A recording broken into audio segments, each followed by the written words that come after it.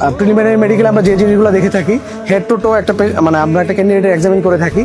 শুরুতে আমরা একটা ক্যান্ডিডেটের চুল কতটুকু আছে নাই, কারণ চুল একটা সৌন্দর্যের অংশ। তো যদি সিভিয়ারলি অ্যালোপেশিয়া থাকে, মানে চুল যদি একদম গ্রসলি অনেক বেশি কম থাকে, যে একদম টাক হয়ে যাচ্ছে, এরকম ক্যান্ডিডেটকে আমরা নিতে পারি না একটা সৌন্দর্যের অংশ হিসাবে। তারপরে আসি আমরা ফেসে, যে ফেসে কোনো ডিফর্মিটি আছে কিনা। অনেক সময় দেখা যায় ফেস একদিকে ডিফর্ম থাকতে পারে, ইয়ার কোনো একদিকে ডিফর্ম থাকতে পারে। তারপরে আসি আমরা চেস্টে অনেক ধরনের ডিফর্মিটি আমরা পাই, যেমন হচ্ছে যদি পিজিয়ন চেস্ট থাকে, বা চেস্ট যদি ভিতরের দিকে ডাবানো বা সামনের দিকে উঁচু হয়ে থাকে এরকম।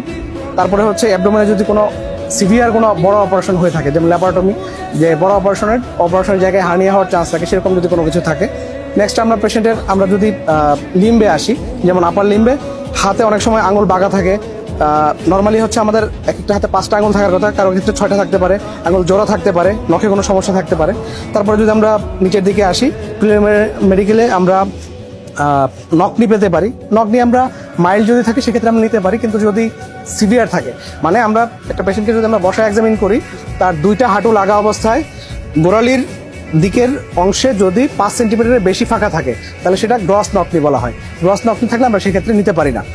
আর তারপরে হচ্ছে আমাদের নখে যদি কোনো সমস্যা থাকে, যেমন নখে যদি কোনো ইনফেকশন থাকে, নখ যদি মরা থাকে, নখে যদি কোনো পুজ, রক্ত, পানি এরকম বের হয়ে কোনো রোগ থাকে, এবং আমরা পরবর্তী দেখে থাকি যেটা হচ্ছে পায়ের তলায় অনেক সময় দেখা যায় যে পিটেড সোল থাকে, মানে এক ধরনের ইনফেকশন হয়ে পায়ের চামড়া নিচের অংশগুলো খেয়ে যায়, মানে দাগ হয়ে যায় বা গর্ত হয়ে যায়।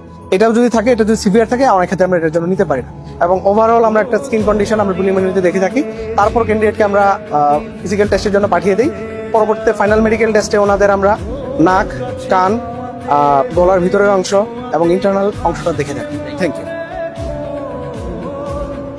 আমরা প্রথমে তার ফর্ম নিয়ে তার পরিচয় নিশ্চিত হই, তারপর তার উচ্চতা দেখা হয়, তারপর তার ওজন দেখা হয়, তার বুকের মাপ নেওয়া হয়, তার স্বাভাবিক অবস্থায় বুকের মাপ এবং সম্প্রসারিত অবস্থায় তার বুকের মাপ পরিমাপ করা হয়। পরবর্তীতে তার চক্ষু পরীক্ষা করা হয়।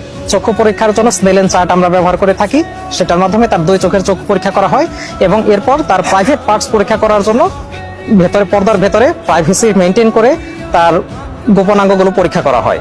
পরবর্তীতে এখানে তার বর্ণান্ধতা পরীক্ষা করা হয় এবং অন্যান্য কোনো শারীরিক সমস্যা আছে কিনা, তার কানে কোনো সমস্যা আছে কিনা, তার চোখে কোনো সমস্যা আছে কিনা, বিভিন্ন যন্ত্রের মাধ্যমে সেগুলো পরীক্ষা করে চূড়ান্তভাবে নিশ্চিত হওয়ার পর তাকে টিক সিল অথবা ক্রস সিল